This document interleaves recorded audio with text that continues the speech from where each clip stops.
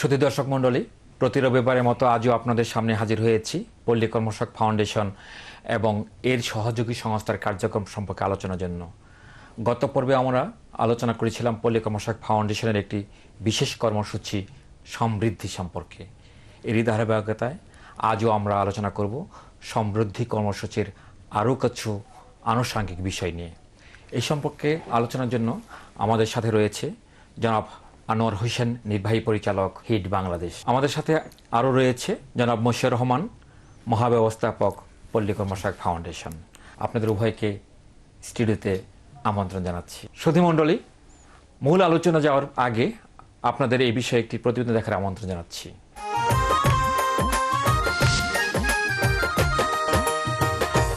2010 সাল থেকে দারিদ্র্য দূরীকরণের লক্ষ্যে দরিদ্র পরিবার সমূহের সম্পদ ও সক্ষমতা বৃদ্ধি নামক একটি সমন্বিত কর্মসূচি বাস্তবায়ন করছে পল্লী কর্মসহায়ক ফাউন্ডেশন। ঠাকুরগাঁও জেলা সদর থানা 6 নম্বর ইউনিয়নে এই কর্মসূচির আওতায় পরিবার ভিত্তিক উন্নয়নের লক্ষ্যে ইউনিয়ন পর্যায়ে কার্যক্রম বাস্তবায়ন করা হচ্ছে। পরিবার ভিত্তিক অর্থনৈতিক উন্নয়ন কার্যক্রমের মধ্যে সবচেয়ে গুরুত্বপূর্ণ হল শিক্ষা। দরিদ্র জনগোষ্ঠী তাদের সন্তানকে স্কুলে পাঠালেও নিজেরা শিক্ষিত না হয় ইচ্ছা থাকা সত্ত্বেও সন্তানদের লেখাপড়া সঠিক খোঁজখবর রাখতে পারে না। তাই তাদের সন্তানের লেখাপড়ার জন্য গৃহশিক্ষকের প্রয়োজন। গৃহশিক্ষকের কাছে না পড়লে স্কুলের পড়াটা ঠিকঠাক দিতে পারে না। আবার অর্থনৈতিক সমস্যার কারণে অনেক অভিভাবকের পক্ষে গৃহশিক্ষক রাখা সম্ভব নয়। ফলে দরিদ্র পরিবারের ছেলে মেয়েরা শিক্ষাক্ষেত্রে পিছিয়ে পড়ছে। এই পিছিয়ে পড়া ছাত্রছাত্রীদের এগিয়ে নিতে পিকেএসএফ তাদের সহযোগী সংস্থার মাধ্যমে সমৃদ্ধি স্কুল গড়ে তুলেছে। গ্রামের নির্দিষ্ট একটি বাড়িতে এই স্কুল বসে। এখানে প্রাইমারি পড়ুয়া ছাত্রছাত্রীরা তাদের স্কুল শেষ করে বিকেলে পড়তে আসে। স্কুল থেকে যে পড়াগুলো বাসা থেকে শিখে আসতে বলা হয় তা এখানে পড়ানো হয়। এই স্কুলে ছেলেমেয়েরা খুবই বন্ধুত্বপূর্ণ পরিবেশে শিক্ষা লাভ করে। আমার বন্ধুরা ভালো। আমি আগে পড়ালেখা পারতাম না, এখন পারি। আমার আপারা খুব ভালো। এই স্কুলের নাম এসডিও সমৃদ্ধি স্কুল।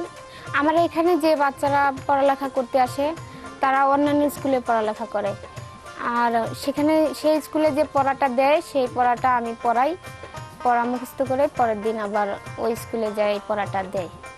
আমি পড়ালেখা করি, আবাকে লেখা দেই, আমরা নাচ গান করি। আমাদের অনেক ভালো লাগে। দুপুরে স্কুল থেকে এসে ভাত খেয়ে আমি 3টার সময় এই স্কুলে আসি, এসে আমার আপার কাছে পড়া শিখি।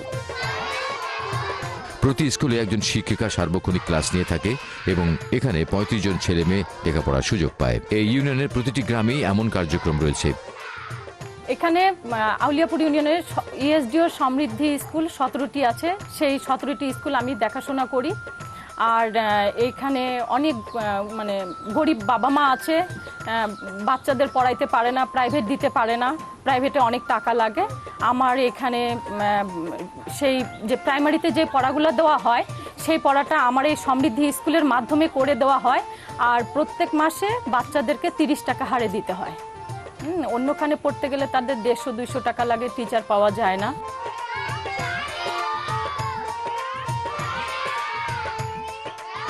একজন সুপারভাইজার নিয়মিত স্কুলগুলো পরিদর্শন করে এবং কার্যক্রমের রিপোর্ট দেন। হতদরিদ্র মহিলাদের অবকাঠামো উন্নয়নগত কার্যক্রম, ল্যাট্রিন, টিউবওয়েল, রিং কালভার্ট তো ইতিমধ্যে আমরা শেষ করে ফেলছি। জুলাই মাসেই আমরা বাসক চাষ প্রকল্পের মাধ্যমে রাস্তার 2 ধারে 20,000-এর মতো কাটিং প্ল্যান করব, রাস্তা 2 ধারে লাগাবো।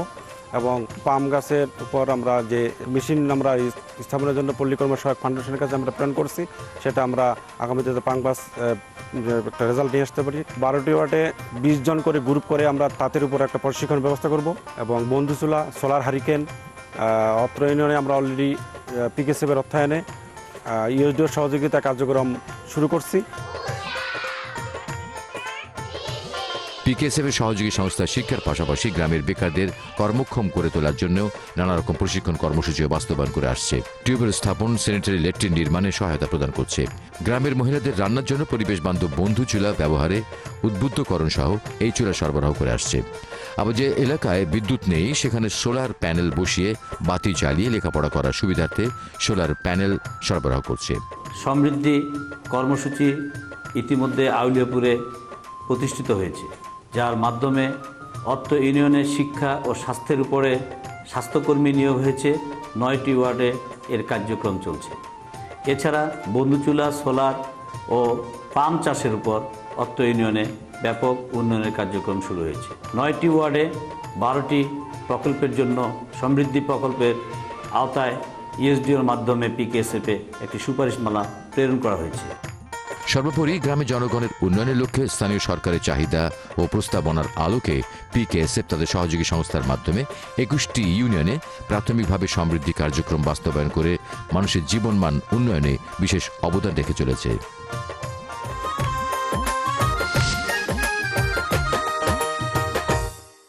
শুধু দর্শকবৃন্দ, প্রতিবেদনটি দেখলাম। যদিও প্রতিবেদনে বলা হয়েছে 21টি ইউনিয়নে এই কার্যক্রমটি চলছে, আসলে বাংলাদেশের 7টি বিভাগের 40টি জেলার 43টি উপজেলায় 43টি ইউনিয়নে এই কার্যক্রমটি চলছে। সমৃদ্ধি কার্যক্রমের কম্পোনেন্টগুলো কি কি? টোটাল কার্যক্রমটা দুইটা ভাগ করেছে, একটা পরিবার ভিত্তিক, একটা কমিউনিটি ভিত্তিক।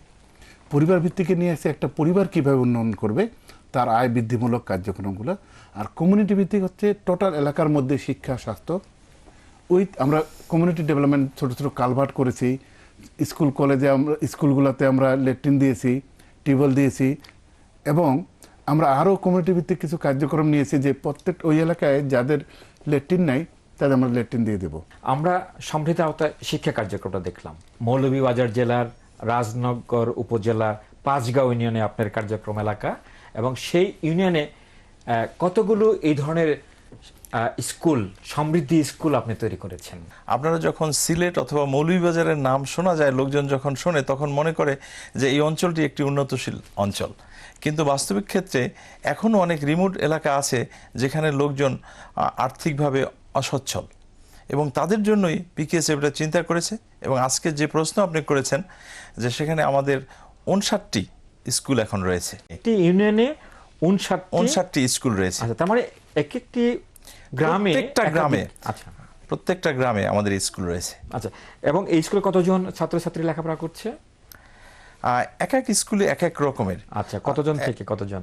এখানে আমরা দেখলাম 35 জন। এটা অনেক বড় স্কুল। বড় স্কুল 25 থেকে 30, 32 এরকম এক একটা স্কুল। আচ্ছা, তার মানে এভারেজে প্রায় 30।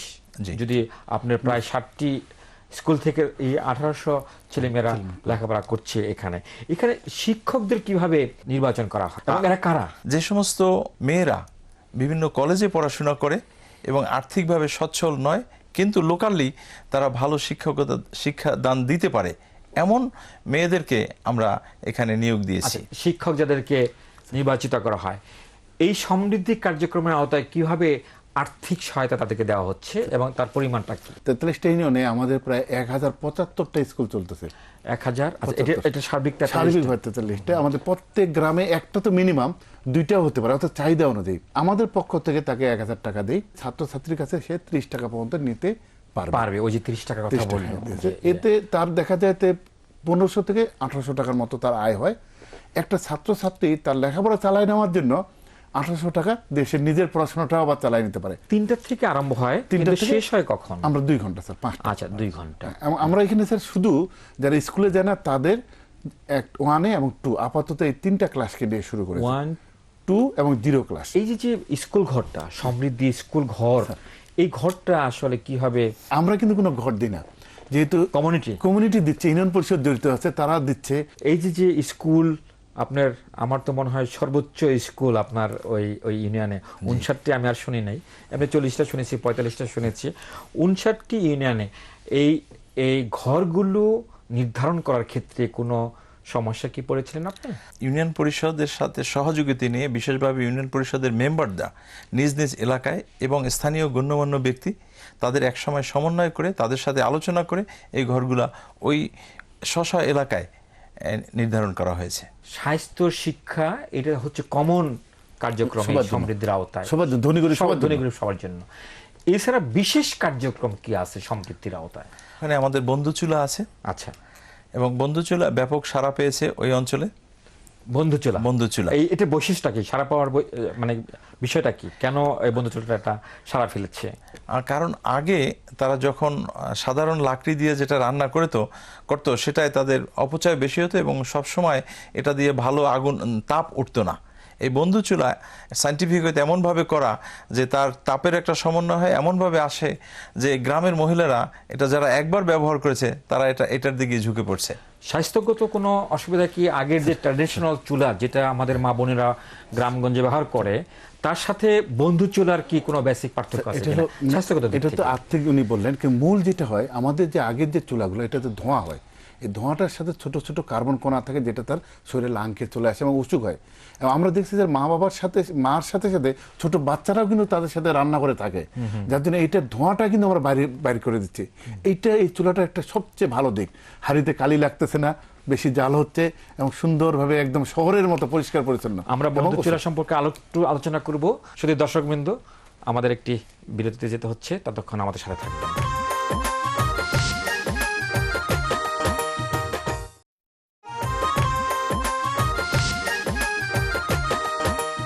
শুধু দর্শকবৃন্দ, এতক্ষণ আমাদের সাথে থাকার জন্য ধন্যবাদ।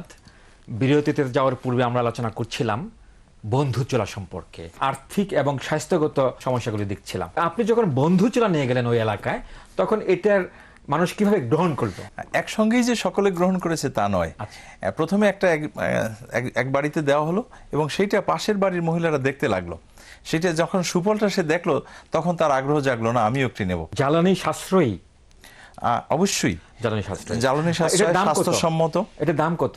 মূলত 700 থেকে 1000 টাকার মধ্যে থাকে। 700 থেকে 1000 টাকা সাধারণ চুলা। আমাদের গ্রামগঞ্জে মা বোনেরা যে চুলাটা আসলে তৈরি করে, এখানে খরচ তেমন নাই বলি চলে, মাটি এটা ওটা দিয়ে একটি চুলার জন্য 1000 টাকা খরচ করতে হচ্ছে। এটা কি কিভাবে গ্রহণ করছে? তারা মনে করে যে এটা খুব ব্যয়বহুল, টাকা দিতে হবে, কিন্তু যখন এই সুফলগুলো দেখে যে পাশের বাড়ির ভদ্রমহিলা যখন রান্না করে তার হাতে কালি লাগে না, তার ওই পাতিলটাকে অনেকক্ষণ পরিষ্কার করতে হয় না কারণ পিছনে কোনো কালি লাগে না, এই সুফলগুলো যখন দেখে ধোঁয়া হয় না, তখন তার আগ্রহ, তখন আর এই টাকাটার দিক চিন্তা করে না। আমরা যারা চুলা জ্বালায় কন্টিনিউ 6 মাস দেখি তাকে আমরা আবার 150 টাকা ইনসেন্টিভ দেই। আমরা আবার বলি যে যারা যে ব্যবহার করবে তাকে আবার 150 টাকা দেওয়া হয়, উদ্বুদ্ধ করার জন্য। এবং আস্তে আস্তে আমরা চেষ্টা করবো যে তার জন্য আরো আমরা ভবিষ্যতে দিতে পারি, তার জন্য খরচটা সে চালে অভ্যস্ত হয়ে যায়। প্রতিবেদন আমরা দেখলাম সেটা হচ্ছে সোলার হ্যারিকেন। এটার বিস্তার কিভাবে হচ্ছে? সোলার হ্যারিকেনটা কেন, কারা এটা ব্যবহার করছে? গ্রামেগঞ্জে অনেক এলাকায় এখনো বিদ্যুৎ যায়নি। আমরা যে সমস্ত এলাকায় কাজ করি ওই সমস্ত এলাকার গরিব মানুষ যারা, তারাই এটা সবচেয়ে বেশি ব্যবহার করেন। এটার সারা পেয়েছেন কিরকম? যে এলাকায় বিদ্যুৎ আছে, অতি দরিদ্র যে, সে কিন্তু বিদ্যুতের লাইন নিতে পারছে না, কাজে তার একটা ছোট্ট বাতি দরকার। আমরা কিন্তু খুব বড় বড় গুলা চিন্তা করছেন, 3 ওয়াট 5 ওয়াট 10 ওয়াট। আর এমনি অন্যরা কাজ করে গ্রামে সোলার হোম সিস্টেমও দিচ্ছি, আবার লণ্ঠনও দিচ্ছি, যেন সে বাজারেও নিয়ে যেতে পারে, আবার বাসায়ও ইউজ করতে পারে, রাস্তায়ও হাঁটতে পারে। এরকম মাল্টি পারপাস আমরা করেছি। কিন্তু এখন তাদের দেখছে এটা বড় লোকরাও দিচ্ছে, যাদের বাড়িতে ইলেকট্রিসিটি আছে তারাও ইউজ করতেছে এখন এই ছোট ছোট হারিকেনগুলো। আমরা অলরেডি 6000 দিয়েছি, শুরু করার পরেই 6000 চলে গেছে। আমরা এই সমৃদ্ধির আওতায় কিভাবে স্যানিটেশন সুবিধাটা দিতে পারছি? গ্রামেগঞ্জের লোক এখনো অভ্যস্ত নয়, কিন্তু তারা ওই স্বাস্থ্যসম্মত না, আগের যেভাবে পুরাতন আমলে যেভাবে ব্যবহার করতেন ওই রকমই তারা টয়লেট ব্যবহার করেন। কিন্তু এখন আমরা সমৃদ্ধির কর্মসূচির মাধ্যমে এবং বিভিন্ন এলাকায় এ যাবৎ মনে হয় আমরা সর্বমোট 20টা অ্যাওয়ারনেস মিটিং করেছি যেন ওই স্বাস্থ্যসম্মত পায়খানা এবং প্রকল্পগুলো তারা চালু করে এবং সমৃদ্ধির যে সমস্ত কম্পোনেন্টগুলো আছে সেগুলো সম্পর্কে সকলকে অবহিত করার চেষ্টা করেছি। এই যে রিং স্ল্যাব যেটাই বলি না কেন, এটি কিনতে অক্ষম, তাদের সেই আর্থিক সামর্থ্যটা নাই, তাদের জন্য এই প্রকল্পের আওতায় কোনো সহযোগিতা করণের ব্যবস্থা আছে? যদি অতি দরিদ্র হয় তাদের জন্য আমরা এই বছর 10টা ইউনিয়নকে আমরা বলছি যে আমরা 100% স্যানিটেশন নিশ্চিত করবো এবং এটা আমরা গ্র্যান্ট হিসেবে দেবো। কিন্তু আমরা শুধু দিলেই হবে না, এটা যেন ব্যবহার করে, এটাও আমরা করতেছি। এবং আমার জানা মতে আপনারা বোধহয় এই ধরনের কিছু কাজ হাতে নিয়েছেন যে ওই ইউনিয়নটাকে কৃমিমুক্ত। আমরা এবার 100% প্রায় 11 লক্ষ লোক যাদের আছে সবাইকে আমরা যাদের বাচ্চাদের 2 বছরের নিচে খাওয়াবো না, আর অসুস্থ যারা খাওয়াবো না এবং সরকারিভাবে খেয়েছে 2 বার আমরা কৃমি ওষুধ খাবো পুরো 43 প্রকল্পের আওতায়। মানে টোটালি আমরা টোটাল ডেভেলপমেন্ট। তার মানে আপনাদের চ্যালেঞ্জটা হচ্ছে যে আপনারা এটাকে স্যানিটেশন এই হিসেবে ইউনিয়ন হিসেবে ঘোষণা করব, যে স্বাস্থ্যসম্মত সবাই কৃমিমুক্ত হিসেবে ঘোষণা করবেন। পিকেএসএফ এর যে শিক্ষা কার্যক্রম সেটা কি হয় জড়িত? নিজস্ব একটা কার্যক্রম আছে, যারা এসএসসি পাস করে জিপিএ 5 নিয়ে তাদেরকে পিকেএসএফ 1 বছরের জন্য প্রতি মাসে 1,500 টাকা করে। সবাই না, শুধু গরিব মানুষের যারা আছে ছেলেমেয়ে জিপিএ অতি দরিদ্রদের জন্য, এবং ইন্টারমিডিয়েট যারা কভার করে তাদেরকেও দেওয়া হচ্ছে, অনার্সে দেওয়া হচ্ছে, মাস্টার্সে দেওয়া হচ্ছে অতি দরিদ্র জনগোষ্ঠীর ছেলেমেয়েদের জিপিএ 5। এবং আমরা এবার চিন্তা করেছি যে হিল ট্র্যাক্স এবং যেটা আরো পশ্চাৎপদ আছে এগুলোর জন্য আরো নিচে নামানো যায় কিনা, অর্থাৎ জিপিএ 5 ছাড়া 4 হলেও দেওয়া যায় কিনা, এটাও চিন্তা ভাবনা করতেছে। গরিব মানুষের যে অর্থ প্রবাহ সেটাকে ওটা আরো তো বাড়ানোই হচ্ছে। এখন লোন কিন্তু আগের মতো নেই, ক্লাসিক্যাল লোন নেই, 1 বছর সাপ্তাহিক নেই। এখন আমরা 3 বছরের জন্য লোন দিয়েছি, এককালীন পরিশোধের দিয়েছি, যার যেটা দরকার সেটা। পিকেএসএফ এর কার্যক্রমের একটা নতুন ধারা হয়েছে, সেটাই আমরা বলবো। পরিবারের যা দরকার সমৃদ্ধি নামক কার্যক্রমে অন্তর্ভুক্ত হওয়ার পরে আপনার অনুভূতিটা কি? হিট বাংলাদেশ 74 সাল থেকে আর্থমানবতার পক্ষে কাজ করতেছেন, বিশেষভাবে কোস্টাল এরিয়া এবং গ্রেটার সিলেটে। কিন্তু এই কনসেপ্টটা একটু ভিন্ন, এই সমৃদ্ধির কনসেপ্টটা সম্পূর্ণ ভিন্ন। এত গভীরভাবে আমরা দীর্ঘদিন এনজিওতে আছি, সাধারণ মানুষের জন্য কাজ করি, এত নিখুঁতভাবে আমরা দেখার চেষ্টা করিনি একই জায়গায় একই এলাকায় যে স্বাস্থ্যসম্মতভাবে কাজ করতে হবে, অর্থনৈতিক উন্নয়ন করতে হবে, সামাজিক উন্নয়ন করতে হবে, প্রত্যেকটা ক্ষেত্রে নিখুঁতভাবে পরিকল্পনা পিকেএসএফ এর মাধ্যমে আমরা পেয়েছি। এটা দিয়ে আমি উদ্বুদ্ধ হয়েছি যে এটা পিকেএসএফ এর মাধ্যমে আমরা একটি মডেল করেছি, কিন্তু এটা অন্যান্য জায়গায়ও কিভাবে আমরা ছড়িয়ে দিতে পারি আমি উদ্বুদ্ধ হয়েছি। এবং আপনি সম্প্রতি একটি বড় ধরনের আই ক্যাম্প করেছিলেন। ওই এলাকায় সকল লোককে আমরা আহ্বান করেছি যারা চোখে অসুস্থ তারা যেন আসেন এবং চোখ দেখেন। এবং প্রায় 700 থেকে 750 পেশেন্ট উপস্থিত হয়েছিলেন। তার ভিতরে 101 জনের মধ্যে চোখে সানি পাওয়া গেছে। তাদের ভিতর থেকে 86 জনের সানি অপারেশন করা হয়েছে, আর বাকি কয়েকজনকে করা হয় না, কারণ তাদের কারো কারো ডায়াবেটিক্স আছে এবং প্রেশার আছে। এইরকম একটা ইউনিয়ন ধরে সামগ্রিকভাবে এই কখনো, আমি তো দীর্ঘদিন এনজিওর সাথে আছি, আমরা তো পারিনি, অন্য কেউ করেছে এটা আমার জানা নেই। সুতরাং এটা আমার এত ভালো লেগেছে। দুটি কথা একটু বলতে চাই এখানে। একজন টাকার অভাবে সে অপারেশন করতে পারেনি, 7,000 টাকা লাগবে, এই কারণে তার চোখের অপারেশন সে করতে পারেনি, দীর্ঘদিন এই সানি নিয়ে আছেন। এই ক্যাম্পের মাধ্যমে সে সম্পূর্ণ ফ্রি অবস্থায় এটি করতে পেরেছে। দ্বিতীয়ত, আমাদের সমৃদ্ধির যে স্কুল, এই স্কুলের একজন টিচার, তিনি দীর্ঘদিন থেকে এরকম, তিনি কোনোদিন জানতেনও না যে তার চোখে ছানি আছে। সে এই যে পড়াশোনাও করেছেন, সে ভেবেছেন এটাই তার স্বাভাবিক জীবন এবং স্বাভাবিক দৃষ্টি, স্বাভাবিক এটা তিনি ভেবেছেন। তাকে যখন পরীক্ষা করানো হয় তখন ডাক্তাররা বলেন যে তার ছানি আছে। অপারেশনের পর সে কেঁদে ফেলে। এখন সে এত উজ্জ্বলভাবে দেখতে পারতেছে, এখন বুঝতে পারতেছে যে কতটা পরিবর্তন। সে কৃতজ্ঞ সমৃদ্ধি প্রকল্পের মাধ্যমে এসেছে এবং এই পিকেএসএফ এর কাছে এবং হিট বাংলাদেশের কাছে। এবং এটাই হচ্ছে সমৃদ্ধির বোধহয় সবচেয়ে ভালো একটা দিক, যে এই যে পার্টনারশিপটা, এটা সবাই মিলে সমৃদ্ধি কার্যক্রমের আওতায় আরো অনেক ধরনের কার্যক্রম আপনারা বাস্তবায়ন করছেন, বিশেষ করে যুবকদের জন্য। জি স্যার, আমাদের দেশে সবচেয়ে এখন অপরচুনিটি যেটা, আমাদের দেশের 30% হচ্ছে যুবক এখন, এবং যদি কর্মক্ষম বলি এটা 70% মতো চলে আসছে এই টোটাল ওয়ার্কফোর্সে। এটা একটা সবচেয়ে ভালো সময় এদের নিয়ে কাজ করা, যার জন্য আমরা সমৃদ্ধিতে শুরু করেছি। প্রত্যেক ইউনিয়নে এখন শুরু করেছি একটা যুব মেলা করি। সেখানে আমরা গ্রুপ 4-কে নিয়ে গেছি, একমিকে নিয়ে গেছি, প্রাণ আরএফএলকে নিয়ে গেছি, বিভিন্ন কোম্পানিকে কাজ দেয় এবং ওইখানে চাকরি ব্যবস্থা করা হচ্ছে। এরপরে আমরা প্রায় 1000 জনের চাকরি ব্যবস্থা করতে পেরেছি এই কর্মসূচি। এছাড়াও আমরা 1 মাসের ট্রেনিং, 2 মাসের ট্রেনিং, যে তাদেরকে যারা ট্রেনিং নিয়ে অন্য, যেমন sir mobile servicing training, electric wiring training, আমরা একটা হোটেল ম্যানেজমেন্ট এবং হসপিটালের উপর ট্রেনিং করাচ্ছি 30 জনকে। আচ্ছা, এটা আমরা চাকরির নিশ্চয়তা দিই। আমরা এরকম করে খুঁজতেছি যারা আছে, আমরা এই অনুষ্ঠানের মধ্যে আহ্বান জানাবো এইভাবে যদি শুরু করা যায়, ইউনিয়নদের তাদের চাকরির ব্যবস্থা করে দেয়। একটা ইয়ুথ ফ্যামিলি, একটা ফ্যামিলির 5-6 হাজার টাকা ইনকাম হলে চেঞ্জ হয়ে যাচ্ছে। সর্বশেষ প্রশ্ন আপনার কাছে, যে এই সমৃদ্ধি কার্যক্রম বাস্তবায়নের ক্ষেত্রে কোনো চ্যালেঞ্জের সম্মুখীন আপনারা হচ্ছেন কিনা? আসলে এটা একটা নতুন ধারণা, আমাদের সংস্থা এবং আমাদের একটা মাইন্ডসেটের সময় লাগতেছে, একটু বুঝতে ভাবতেছি। আরেকটা হচ্ছে বিশ্বাসের জায়গাটা নড়বড়ে ছিল। এটা একটা দরকার হচ্ছে। আরেকটা হচ্ছে স্যার নতুন আইডিয়া, আর কি করা যায়।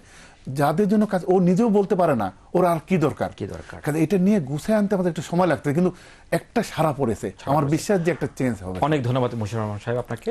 জনাব আনোয়ার, আপনাকে যদি সর্বশেষ একটি সেন্টেন্সে বলতে হয় যে পিকেএসএফ এর কাছে আপনার প্রত্যাশা কি? পিকেএসএফ এর কাছে আমার প্রত্যাশা এই সমৃদ্ধির যেভাবে এগিয়ে যাচ্ছে এভাবে যেন আরো প্রকল্প হাতে নেওয়া হয় এবং টোটাল বাংলাদেশকে যেন সমৃদ্ধিশালী করে পিকেএসএফ এর মাধ্যমে। শুধু দর্শকবৃন্দ, টেকসই দারিদ্র্য দূরীকরণ ও উন্নয়ন কোনো একক অনুষঙ্গের মাধ্যমে সম্ভব নয়।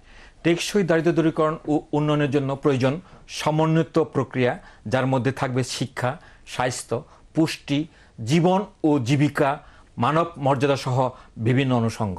পিকেএসএফ সেই সমন্বিত প্রক্রিয়ার সমন্বয় ঘটিয়ে ব্যাপক কর্মসূচি পরিচালনা করছে। সকলের প্রচেষ্টায় ও সহযোগিতায় পিকেএসএফ এর সকল ধরনের সামাজিক কার্যক্রম আরও সমৃদ্ধ হবে, সেই প্রত্যাশায় আজকের অনুষ্ঠান শেষ করছি। আগামী অনুষ্ঠান দেখার আমন্ত্রণ রইল। ধন্যবাদ আপনাদেরকে।